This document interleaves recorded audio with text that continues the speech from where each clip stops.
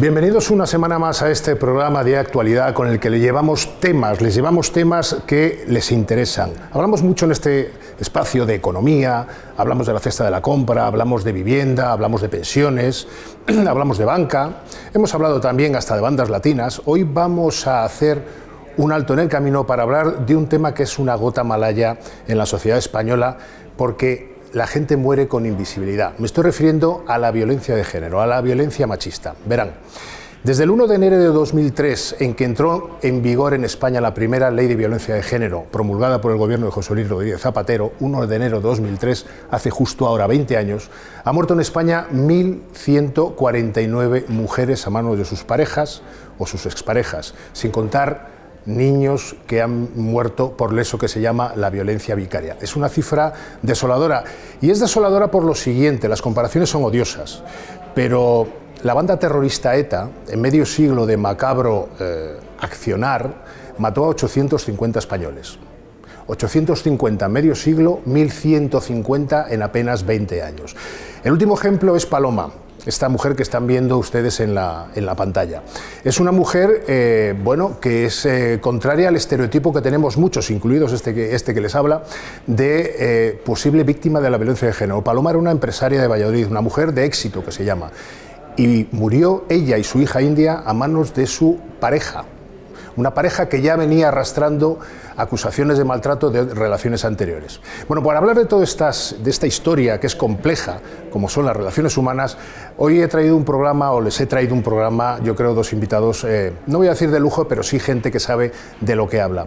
Ángeles Álvarez, muy buenas. Buenas tardes. Ángeles Álvarez ha sido portavoz de la Comisión de Igualdad en el Congreso, o sea, exdiputada socialista, exdirigente socialista, y ahora es miembro del patronato de la Fundación Mujeres. Para darle réplica a Ángeles he traído a Borja Méndez, que es el corresponsal del temas de interior, policía, el hombre que hace las crónicas, desgraciadamente, de todo esto que estamos hablando. Borja, ¿qué tal? Hola, Gaby. Bueno, quiero empezar haciéndole una pregunta de esas genéricas, pero que yo creo que es obligada. ¿Qué pasa, Ángeles, para que 20 años después estemos como estamos, con 1.150 mujeres asesinadas? Bueno, si me lo preguntas en el sentido de que, a pesar de todas las medidas que se han implementado, el goteo de asesinatos sigue ahí, habría que hacer alguna matización. Y los datos son importantes.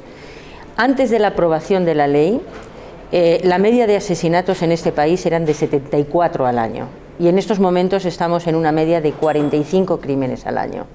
Evidentemente son muchos, porque uno es mucho, pero se está produciendo un descenso paulatino. Quizás la alarma de estos últimos meses está más vinculada a otras causas. Una de ellas al hecho de que el descenso paulatino es cada vez más lento, es decir, se está ralentizando. Pero eso tiene también explicaciones lógicas que seguro que las vamos a ir viendo a lo largo del programa. Pero tengamos claro que pasar de 74 crímenes al año como media a 45 en 2 décadas, no, digamos que no es un mal resultado. El problema es cómo conseguimos, en un momento en el que parece que hemos llegado a un suelo que no somos capaces de traspasar, cómo somos capaces de avanzar para buscar ese deseado efecto cero, ¿no? Que será muy difícil. Es muy difícil, ¿no? Porque al final... pero tenemos todavía mucho margen de mejorar. ¿Qué te dice, Borja, la policía, los especialistas de este tipo de violencia? ¿Qué está pasando? Pues mira, el mes de diciembre fue un mes muy trágico en lo que a violencia de género se refiere, hubo 11 víctimas. También este año hemos comenzado con casos como el de Paloma, casos como el de la mujer que fue decapitada por su expareja en Marbella. Son casos atroces que hacen replantearnos nuestra idea de sociedad y sobre todo lo que piden tanto las asociaciones de la Guardia Civil como los sindicatos de la Policía Nacional es más inversión de personal, tanto en la UFAM como en la unidad dedicada a la violencia de género de la Guardia Civil. Hace falta personal, hace falta... ¿Cuánta gente de las fuerzas y cuerpos de seguridad del Estado por mujeres potenciales víctimas hay? Pues mira, ahora mismo en Biogen hay más de 40.000 casos que están analizados. Lo más preocupante son el riesgo extremo, que hay 18 mujeres en toda España con riesgo extremo. ¿Qué significa el riesgo extremo? Pues el riesgo extremo es que tienen una patrulla policial 24 horas que tienen que dar explicaciones en cada momento de dónde están, porque el riesgo de que puedan ser asesinadas por sus exparejas son reales. También hay más de 740 también mujeres que están en riesgo alto. Esos están en el mismo caso. ¿Qué pasa? Biogen es un sistema muy complejo. Biogen se va actualizando prácticamente semana a semana para que estas mujeres pues o baje o se mantenga o incluso aumente el nivel de riesgo en sus vidas. Son un 40% de las asesinadas en diciembre y enero, que creo que han sido 11 y 10 o 8 en este mes de enero que llevamos. El 40% de todas ellas habían denunciado acoso y bueno, tenían una pareja o una expareja que les estaba... Este es el problema fundamental. Bueno, ¿y qué ocurre? Este es el problema fundamental porque tenemos que tener en cuenta, lo primero, qué significa una denuncia. Una denuncia no es otra cosa que una demanda al Estado para que actúe y te proteja. Una denuncia por violencia implica esa valoración del riesgo y a partir de ese momento la policía, la propia Administración de Justicia puede implementar medidas de protección a la víctima. Y aquí es donde estamos encontrando las principales dificultades. ¿Por qué? Porque nosotros tenemos que tener en cuenta que, fíjate, hace 20 años la media de asesinatos por cada 1000 denuncias era de algo más de 5. Antes de la ley, por cada 1000 denuncias que había 5 asesinatos de mujeres, porque había muy pocas denuncias. Sí, estábamos en torno a 17.000. Ahora estamos en torno a 135.000 de media. Vivíamos en la España aquella de los trapos sucios se lavan en casa. Correcto, ¿no? Correcto. Hemos rebajado, por tanto, esa tasa de asesinatos a 0,4. Esto es muy importante. Pero el principal indicador que pone de manifiesto la capacidad que tiene el Estado de proteger a las víctimas es el hecho de que no se produzcan casos de asesinato después de que las mujeres hayan puesto una denuncia. Y lo que ha generado alarma social en el mes de diciembre y en el mes de enero es precisamente que hemos pasado de un 28% a un 45%. Y eso ha sido lo alarmante, porque eso pone de manifiesto que el Estado no ha sido capaz de proteger a aquellas personas que le han demandado ayuda. Pero el fallo está en Biogen, o sea, en el sistema Biogen, para que un 40 ya estuvieran, digamos, bajo vigilancia previa denuncia y se les detectara eso que se llama riesgo bajo, que finalmente y desgraciadamente de bajo no tenía nada. ¿Es Biogen el que falla o qué falla? Biogen es un sistema que está muy cualificado, es un sistema que se puede mejorar, como dicen muchas fuentes policiales, pero es un sistema que es casi infalible. Es decir, el sistema Biogen tiene unas preguntas tipo, que no hay respuestas tanto de sí como si no, ni abstractas. Es decir, una mujer en el sistema Biogen explica de verdad con preguntas tipo cuál es su situación. Y luego, a partir de esos resultados, el sistema Biogen de forma directa te pone un nivel de riesgo a la mujer. Es verdad que los agentes que tomen esa declaración a la mujer pueden subir, nunca bajar el calificativo de las víctimas, pero es muy importante que el sistema Biogen es infalible en cierto modo porque tú respondes a preguntas simples, pero tienes que ser sincero. Hay muchas mujeres, muchas víctimas de malos tratos que por miedo, por coacciones no son del todo sinceras y por tanto el sistema de Biogen se rebaja. Es el caso, por ejemplo, el año pasado, una mujer musulmán que había denunciado a su expareja por maltrato, no confesó todas las tropelías que venía sufriendo desde hace mucho tiempo y el sistema de Biogen no pudo detectar el riesgo que tenía esa mujer en realidad y finalmente fue lamentablemente asesinada por su pareja. ¿Qué hacíamos nosotras cuando planteamos en el Pacto de Estado cómo había que hacer las valoraciones? Introducir 2 elementos que son claves. La valoración policial de riesgo, solo la valoración policial de riesgo no es suficiente. Tenemos que hacer valoraciones forenses y tenemos además que contar con mucha información que llega, por ejemplo, a través de los servicios especializados como son los centros de la mujer en los ayuntamientos, los servicios sociales o el propio sistema de salud. Es decir, tu médico de cabecera muchas veces tiene información que no llega a lo que tiene que ver con los sistemas de valoración. Y por tanto, en el Pacto de Estado una de las cosas que decíamos es: tenemos que buscar sistemas para que toda esa información fluya a la hora de hacer valoraciones, porque sería lo que completaría y en todo caso pondría en un momento determinado de manifiesto situaciones como la que nos acaban de describir. Hay un fenómeno que es el famoso de las pulseras telemáticas. Ya saben, esa pulsera que lleva el supuesto agresor o agresor y que le dice a una central policial y a la propia víctima que está cerca o está lejos, ¿no? A mí me ha llegado a contar un caso que no sé si es una simple anécdota o no, de que con estas pulseras también los maltratadores generan tensión y generan ansiedad a la víctima, porque muchas veces se les pierde el rastro o porque se ha fallado la pila o porque directamente ellos hacen que se pierda el rastro. ¿Esto es así? Sí, pero eso está muy penado.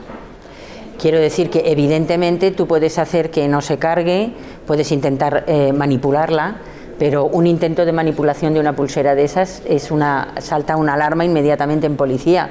Por tanto, en cuanto tú tienes conocimiento de esto, va a haber una intervención judicial, es decir, te la estás jugando.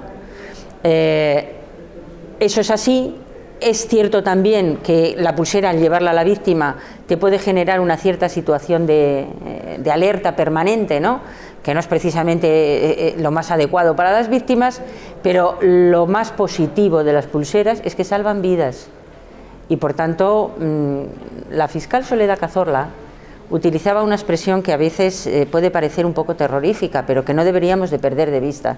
Y es que cuando estamos hablando de maltratadores, estamos hablando muchas veces de personas que salen a cazar y cazan, y es muy difícil proteger a todas las mujeres que están en peligro, pero desde luego las pulseras lo que han puesto de manifiesto es que han conseguido que ninguna fuera asesinada llevándola. ¿Cuántas pulseras hay ahora mismo en España? Ahora mismo en España hay unas 3.000, más de 3.000 pulseras telemáticas, y también es muy importante poner el foco en el papel del maltratador. O sea, es decir, hay un calificativo policial que se llama el maltratador persistente. ¿Qué significa eso? El 20% de las personas que han sido condenadas por maltrato vuelven a ser condenadas por maltrato. Es decir, hay un perfil de maltratador que vuelve, que reincide y que o se controla muy bien por parte de las fuerzas y cuerpos de seguridad del Estado o finalmente pues puede ser un sujeto que acabe con la vida de sus próximas parejas. Para ello es muy importante dos medidas que va a poner en marcha el Ministerio del Interior. Bueno, una que va a poner en marcha y otra que está estudiando. Va a ampliar el uso de pulseras telemáticas para las víctimas, y luego también otra cosa muy importante es la posibilidad de que cuando una mujer denuncie ser víctima de maltrato pueda conocer los antecedentes penales de su denunciado. Eso Borja, permíteme, ha tenido mucha polémica jurídica porque dicen que se vulnera la presunción de inocencia y el derecho a la reinserción de un maltratador, que en el fondo es muy discutible para buena parte de la opinión pública, pero también es un derecho, ¿no? ¿Eso es así? Eso es así, y hay un antecedente, pero hay un antecedente en positivo, porque tenemos muy mala memoria, ¿no?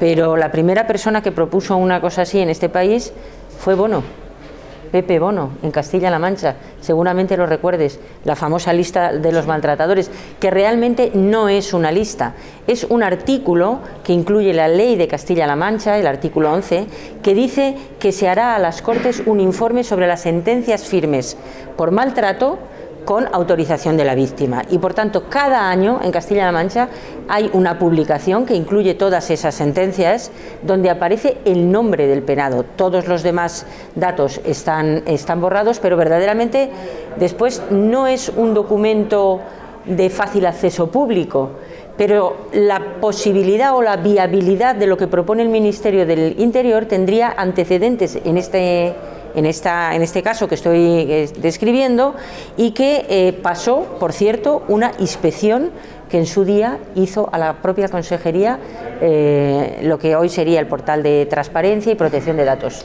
Sobre este asunto, Gaby, es verdad que está mal decir esto, pero muchas veces cuando una mujer va a denunciar varias veces maltrato, los policías, las fuerzas y cuerpos de seguridad le guían un poco. Es decir, no le dicen de forma oficial, pues esta persona es problemática, esta persona ha tenido otros antecedentes de este tipo, pero sí se lo deja caer. ¿Qué pasa? Que con esta medida que está estudiando, que aún no hay posibilidad aún de que sea implantada, se ha consultado a la fiscal general, están haciendo informes jurídicos para ver si es viable o no es viable, pero con esta medida esos policías que están pues como dando respaldo a esa mujer o un poco informando, guiando, oye, que quizás ya esto ha pasado con anterioridad, pues puedan ir más segura o ser más convincentes a la hora de plantear estas denuncias. Has hablado del fiscal general. El fiscal general ha hecho una circular a todo el Ministerio Público, a todos los fiscales de todas las salas de España, de todos los tribunales, pidiéndoles algo que, bueno, les puede sorprender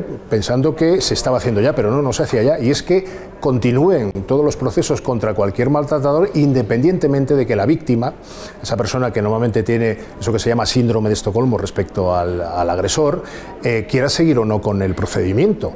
Yo no sé, Ángeles, si esto es lo que realmente puede dar un cambio o un giro de 180 grados a la situación. En realidad, la instrucción que ha remitido Fiscalía lo que hace es pedir que se extreme la diligencia por parte de los fiscales, pero los fiscales ya lo vienen haciendo, y que extremen la diligencia en un asunto, que es la reclamación de protección en los juzgados. Una de las cosas que está ocurriendo es que muchas veces la mujer llega al juzgado y si el abogado no pide al juez que implemente lo que es la orden de protección, pues esa mujer queda en el abandono, en el sentido de que la orden de protección habilita además todo un sistema de recursos y de apoyo. Entonces, en realidad lo que Fiscalía ha demandado a sus fiscales es que procedan para sistematizar esto, aunque la mujer o el abogado de la mujer no hagan la solicitud de esas órdenes. Y luego hay un problema que habrá que analizar también, y es por qué se está produciendo un descenso tan importante en la sistematización, digamos, de las órdenes de protección a las mujeres que ponen denuncias. Y esto es una práctica que pasa en algunos juzgados específicos, los tenemos analizados. Y por tanto, hace ya años que venimos demandándole al Consejo General del Poder Judicial que aquellos juzgados que están identificados, que sistemáticamente, por ejemplo, tienen unos porcentajes de más del 90% de negación de las órdenes de protección, eso es una cosa anómala, y por tanto hay que ver qué es lo que ocurre ahí. Son lo que se llaman los jueces fachas, que dirían las ministras de Podemos. Bueno, yo no sé a qué atiende, sinceramente, no sé a qué atiende, porque el problema no es que ocurra un año, el problema es que haya una sistemática. Y si hay una sistemática, también hay que tener en cuenta que se puede dar la circunstancia de que efectivamente ni la mujer ni su abogado lo pidan. Y entonces directamente ¿Por qué no se pide? ¿Por qué? Evidentemente porque está mal asesorada. Y en ese caso sería la defensa quien no está actuando correctamente. Y es por eso que Fiscalía emite esta instrucción para que sean diligentes y estén atentos para que procedan a hacer lo que a veces ni la propia mujer ni la defensa hacen. ¿Qué te dicen a los fiscales o qué te dice la policía? Pues eso que dice Ángeles es verdad. Hay muchas veces que faltan órdenes de alejamiento que no se piden por parte de la defensa, o que el juez considera o estima que no hay riesgo para la vida de la mujer, y por ello no ponen esas órdenes de alejamiento. Es verdad que en los últimos informes que ha elaborado la policía, la Guardia Civil, son proclives, o sea, creen que son unas medidas que podrían ayudar a evitar agresiones, a evitar asesinatos, y es otra de las cosas que nos comentaba el Ministerio del Interior, que iba a haber esa orden a la Fiscalía para que en estos procesos pues se pida de forma constante estas órdenes de alejamiento para proteger a las víctimas. La verdad es que el tiempo se corre, saben que este es un espacio cortito de 20-25 minutos, pero no quiero terminar un debate tan apasionante como el que tenemos sin hablar del papel de los medios de comunicación, que yo creo que es clave en toda esta historia.